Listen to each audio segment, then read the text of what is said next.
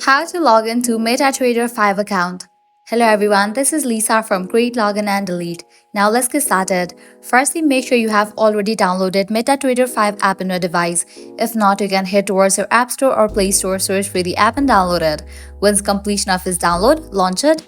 You will be directed to this kind of interface. Now at the bottom, you're going to find different options. Navigate to the option of settings. Once you're in the settings page, you're going to find different options over here. Click on the option of new account. Once you land to this page, at the top you're gonna see the search box.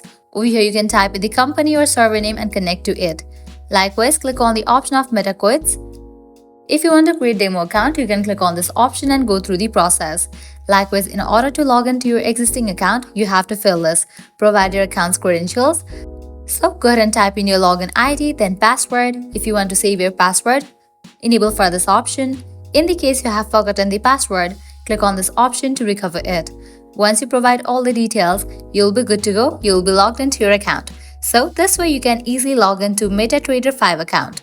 At the end, if you guys find this video helpful, don't forget to like, share and subscribe to our channel. Thanks for watching.